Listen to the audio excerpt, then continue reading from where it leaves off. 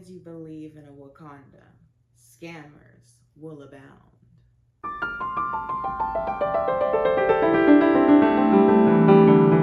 I know being in this space of community building, specifically for Black women, that I am surrounded by a proliferation of scammers. Whether it's for profit, non-profit, the church, they're everywhere.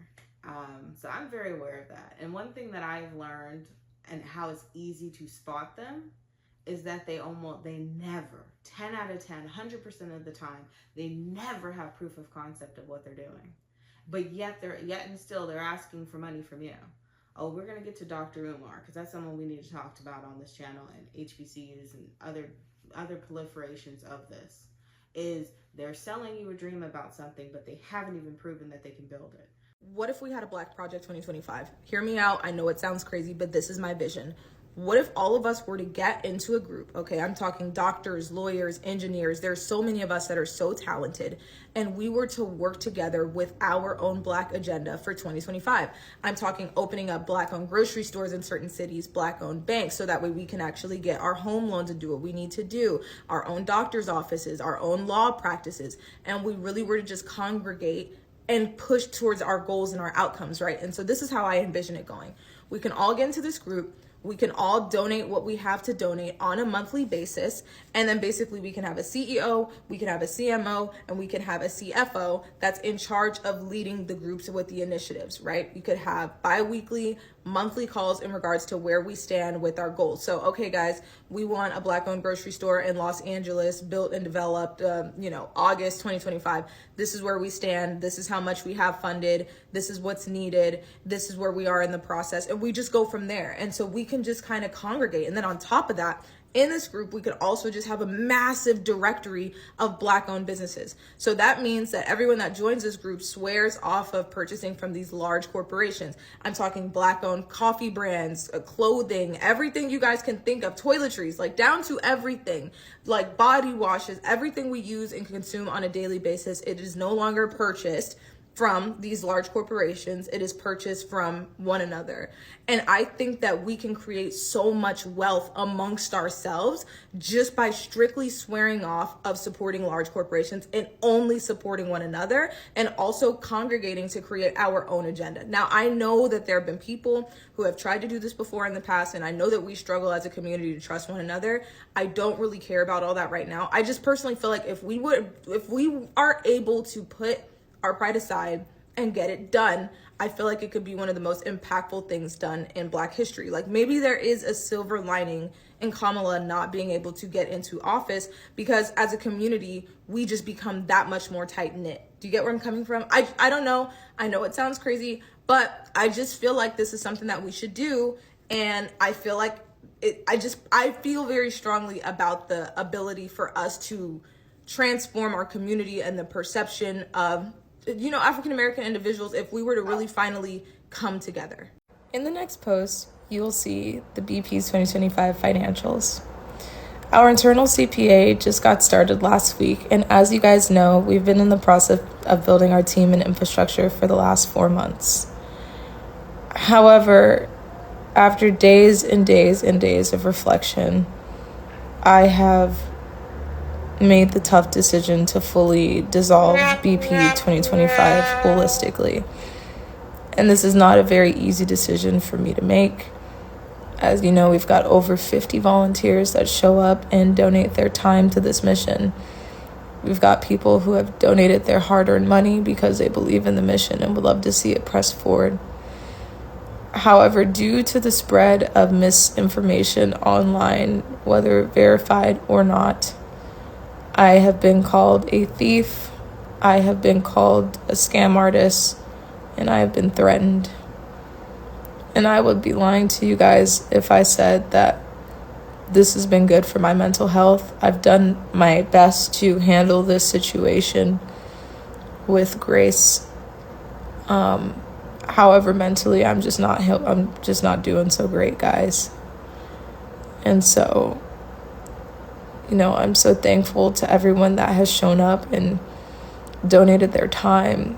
really, I'm so thankful to those of you that have donated your time, because, you know, time is something we can't get back. And to those that have invested in our mission, I'm so thankful for you guys. And I'm so sorry that I'm not able to continue in pursuit of this mission. But BP 2025 can and will live on in our hearts. And so,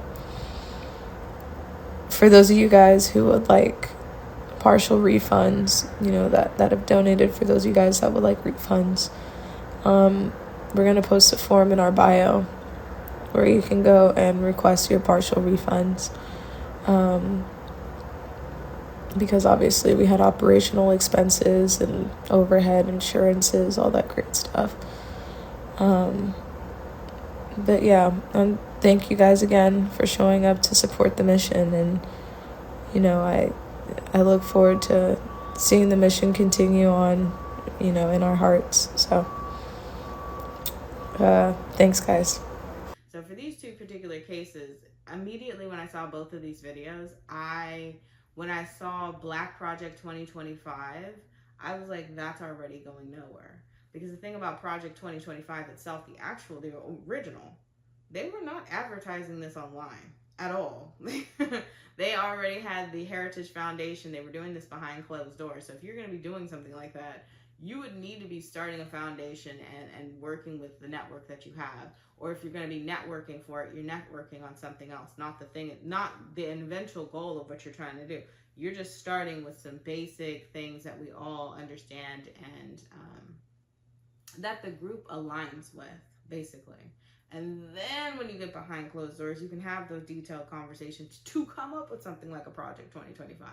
So I already knew it had no legs before it even started the race. Manifesting a Lamborghini is crazy work when you are not answering people's questions about where did that $100,000 go.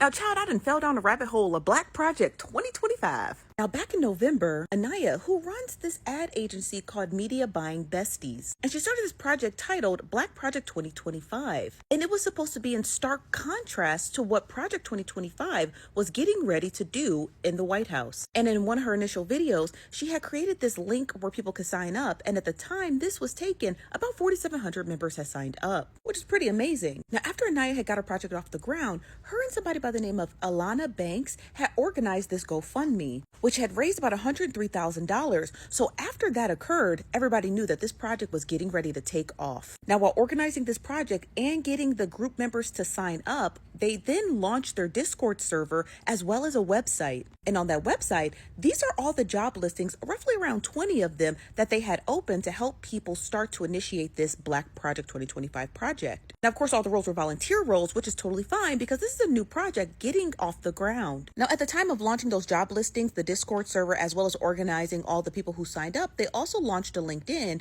and they only have 2 members listed as active employees for the Project 2025 project. Now, fast forward to January 20th of this year, and the organizer, Anaya, the one who began Black Project 2025, introduces something called KIN.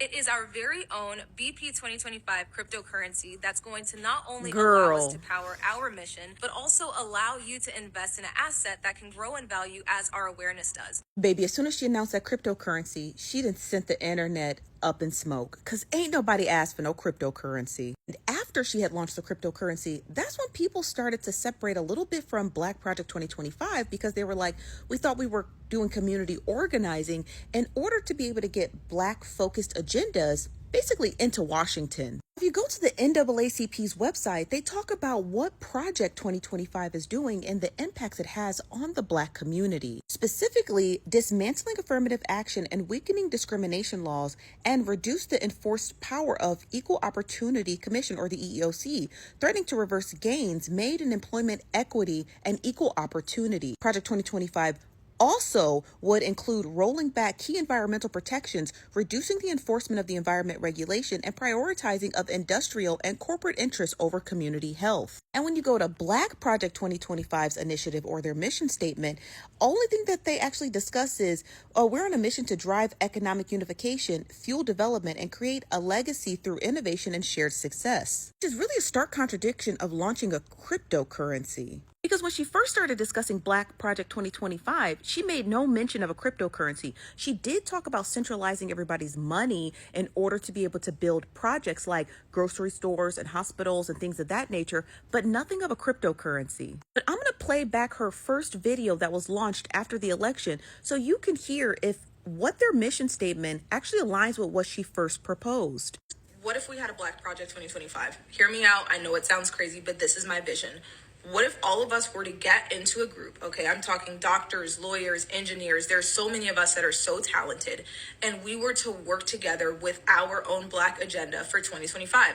I'm talking opening up Black-owned grocery stores in certain cities, Black-owned banks, so that way we can actually get our home loans and do what we need to do, our own doctor's offices, our own law practices, and we really were to just congregate and push towards our goals and our outcomes, right? And so this is how I envision it going. We can all get into this group. We can all donate what we have to donate on a monthly basis. And then basically we can have a CEO, we can have a CMO, and we can have a CFO that's in charge of leading the groups with the initiatives, right? We could have bi-weekly, monthly calls in regards to where we stand with our goals. So, okay, guys, we want a Black-owned grocery store in Los Angeles built and developed, August 2025. This is where we stand. This is how much we have funded. This is what's needed. This is where we are in the process. And we just go from there. And now a cryptocurrency. And I think what makes this whole Black Project 2025 feel a little more egregious is that the creator of Black Project 2025, instead of updating people on, well, where's the project going now past the cryptocurrency, she's posting videos of inspiration of how she's going to manifest herself a Lamborghini. You have to understand that this video is just done in poor taste. Even if this video has nothing to do with Black Project 2025, the money that was raised, it just comes in poor taste when people have so many questions. Series that we are going to start on this channel. I know being in the space of community building, I am surrounded by scammers, and there's a proliferation of them in this downturn of an economy and just hard times for people, that I am very aware that if you need a history lesson, we need to give you one. If beyond just the most recent events that have happened this year, this has been going on for decades, my dear, decades. So if you need a history lesson, I will be providing that on this channel. Hello, everyone, and welcome to Introduction to African American Studies for the spring semester. My name is Dr. Leah Barlow. It is cold outside, but I really wanted to quickly get on and just show my face, introduce myself, share a little bit about me and the course, ahead of your homework being due tomorrow, and whatever else I post over the remaining of the semester. So a couple of things you should know about the semester. Number one, the way that I teach this class is a little different than some of the other professors, because I do teach this class backwards, chronologically in time. So, for example, this coming week, we'll be looking at Donald Glover's This Is America, the music video, and analyzing the lyrics of the song. And we go backwards like that until the very end of the semester, where we get to talking about Mansa Musa, Timbuktu, Muslims in West Africa, et cetera, et cetera. Okay, so just keep that in mind. As I mentioned, I think in the announcement, your grade is made up of discussion board posts, quizzes, a midterm, and your final. So kind of the normal thing. Your discussion board post, I will tell you right now, can make or break your grade. If you do not do the discussion board post, or you write something that's incoherent, it doesn't have to be, all the way super deep. Like I said, I'm not a writing teacher or English teacher. I'm your African American Studies, your Black Studies professor. But if you write something that's off or weird or indecipherable, okay, that can mess with your grade. So please make sure that you pay attention to those discussion board posts.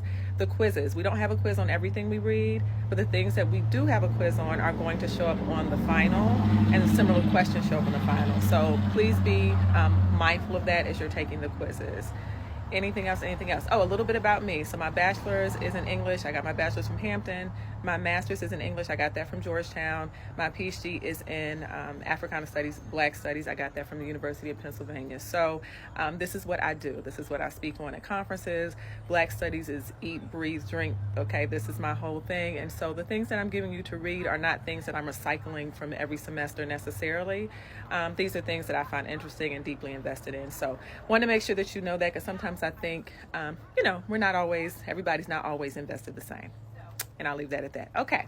And then the last thing I wanted to say, I do respond to emails very quickly. Course messages or the messages on Blackboard, I'm not going to see that until later, but emails I do respond to unless I am at a conference. If I'm away at a conference, I normally will let you all know so that you know that, hey, I'm not ignoring you, but I am somewhere being an academic, right? Speaking, being a scholar, all that kind of stuff. And so that's why I'm not getting to my email. Is that it? Yes, that's it. It's freezing cold. Like I said, reach out to me if you need any help with anything. Thank you all so much, and I hope you have a great semester. All right, bye, y'all. Then we get to this HillmanTok drama. This literally, I was on TikTok when this video came across my For You page. And literally, it's just like, oh, I have homework? Like, it was really fun to experience that initially. And then, of course, people take it way too far.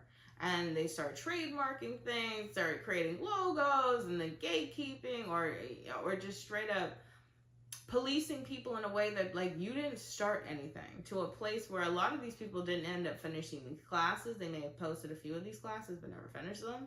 There might have been a few that did, but honestly, after it kind of divulged to this, like, really just messy place, I just kind of made sure that stopped being on my For You page. Like, stop putting this on my For You page. Dang, it's only been about 2 weeks and already HillmanTok is in shambles. Now, if y'all don't know what's going on with HillmanTok, let me get you up to speed, honey, because the tea is good. So if y'all didn't know, our good spiritual sis right here, Jasmine, is hosting a mixer in Atlanta for the HillmanTok and HillmanTok University branch and everything associated with bringing together community for this online university. Now, after about a week of Jasmine promoting the mixer, promoting how to sign up, where to get your passes from, and where to get your tickets and where to send donations, she was met with some, I would say, a little bit of hostility from the HillmanTok staff. Starting off, well, with this one. I don't know what this one does, but check what he said. In the first place, yes, I am the chair of social events. Hey, how you doing? What's good, Jasmine? You know I love your content. I've been following you for the longest. But hey, I was wondering, does that HillmanTok mixer actually involve the HillmanTok staff? Because I didn't get my ticket yet. And I was just wondering because, like, you know, Atlanta, that's home, baby. And I'm down for support, but I need a ticket. And then, like, the other 10 people on staff that are actually building this university, they need a ticket. So let's talk, girl. Let's talk. I don't know why you're wearing sunglasses in the house, child, but that mixer is paid for by donations as well as Jasmine privately funding it. So when this video was created, a lot of people were thrown off because they're like, well, why would she give HillmanTok staffers tickets when the tickets are in turn donations to the students? I was confused about that. Now, this person has since taken this video down, but that didn't stop another individual from the HillmanTok staff from producing her own video. Now, she produced a video, and I don't really know what her name is, but she apparently is one of the co-founders of HillmanTok University. And listen in on what she had to say. The founder of HillmanTok, Sierra, Cosmic, the actual founder of HillmanTok. I think you got your information wrong, and I don't want you to feel disrespected. So I wanted to formally invite you to come on over, since you self-appointed yourself as the chair of social interactions, or I might have gotten your information or your title wrong. Saw that you were on our page, lurking. Getting to know some of our staff. I saw that you got Percy's message, and I thought that, your idea was wonderful. It's a shame that you haven't actually returned any of our messages. In Jasmine's video, she goes on to say, well, she did reach out to you guys, but then your page got hacked. Like, are we on the same plan? Your page was hacked, which I'm sure tons of other professors or individuals who wanted to volunteer to work with HillmanTok were probably trying to reach out to you, but somehow none of the staff members knew how to protect the password, child. But she goes on. Would love to work things out before you continue to use the HillmanTok name. And that's where it all fizzles out. Now, this co-founder explicitly states, I would like to work with you, Jasmine, before you go on to continue to use the HillmanTok name. Because of that idle threat about using the name, Jasmine and her mixer event went ahead and dropped the HillmanTok name from their mixer event. Now, fast forward to 14 hours ago, listen to what the HillmanTok staffer says about using their name. Change, disassociation, nobody demanded it, but there were also a bunch of people messaging the main account who did have concerns about the name being attached. Now, the HillmanTok staffer attached this email that they received from somebody, and the email says, I'm sending this background info because today she, and I'm assuming Jasmine, sent out a mass email rescheduling the HillmanTok mixer originally from 8 p.m. to 11 p.m. and then switched it from 11 a.m. to 4 p.m. But then sent out another email after changing it back to the original time due to people's concerns. I'm writing all of this because there has been so much positivity that has come from the HillmanTok movement. I would be deeply disheartened if her unethical behavior would be associated with the movement and bringing a negative reputation to the community since she is capitalizing off the name. Now, what makes that interesting? Well, it's because the founder told her, you better reach out to me if you're going to continue to use the name. So was it the founder who put out those idle declarations about using the name? Or was it that random email? Because that random email came after. Clock that. That random email came after. Even the email in and of itself sounds bizarre. How could someone's behavior be unethical because they switched the times of a mixer due to people's concerns about being able to attend the event? What is unethical about that? And what else I found interesting about this HillmanTok video posted about 14 hours ago is that they state, well, nobody actually owns the name. HillmanTok's not something owned by any one person. It's a growing community of people representing and shaping this movement. Asia Moss does. Latasha Giles. The co-founder knew exactly what she was saying when she told Jasmine if she wanted to continue using the name. She knew exactly what she was doing because she knew the legal protection she had under that trademark to be able to enforce individuals to stop using that name. And then to come back and say, well, nobody owns it. You know somebody owns it. Stop playing crazy. Y'all should just delete this video, work on that mixer together as a co-collaboration, and call it a day. Because this was absolutely unnecessary. I knew HillmanTok was going downhill when they decided to brand it. This was literally just people getting online and teaching you the things they know. Now, granted, it started by complete accident. It was a professor that was getting on TikTok to just talk to her students, which, in one way, why were you on TikTok trying to do that? WTF, we really don't know the answer to that. You could have been doing that anywhere else. Like literally anywhere else, like Snapchat or something. But it might have been she really didn't know about the algorithm and the For You page on TikTok and, you know, a lot of crazy things. So I will say that. But they took what one professor was trying to do for her class of, I think, like 30 or 40 students and tried to replicate it as, oh, we're going to make it a university. I'm like, you know, universities have to be accredited, right? For your academics. This was just supposed to be fun. It's no different than anyone that's doing a cooking profile and they're teaching you their different recipes, or someone that's, you know, doing crafting and they're showing you how to knit. It's no different than those things, but it's no different than those things. They're just moving in the realm of academia or knowledge sharing.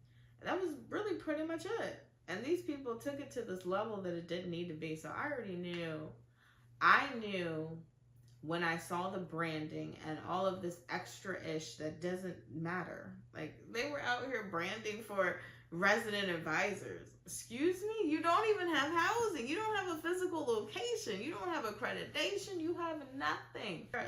At the same time of them trying to do HillmanTok University is the same time that we are constantly hearing about how underfunded HBCUs are. So if you were truly that serious about education, Black education specifically, you would have been putting money together to be giving money to the National Negro College Fund, or you would be giving it directly to certain HBCUs and giving a direct gift to them. You know, don't get preyed upon and scammed by these people for your vulnerabilities of wanting what everybody else has, which is community, where you get to move into an area that is Black owned. You can live, work, and shop with Black folks.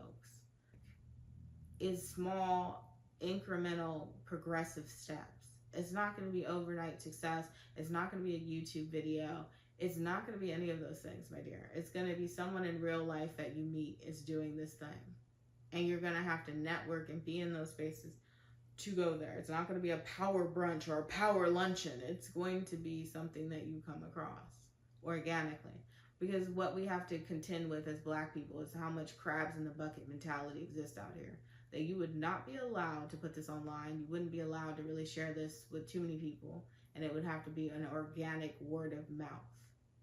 Do not put this online. In fact, you probably have to have a strong NDA around this, that we have to carefully vet every single person who wants to be involved. So I'm not in disillusion of what's going to happen here for us to be successful. Just off the treacherous nature of what's happening around all these scams that continue, that are happening and will continue to happen moving forward. So don't be preyed upon. Thank you so much for watching to the end. Feel free to click around and watch something else. But until then, I'll catch you in the next one, or we'll connect in Discord. Until then, bye.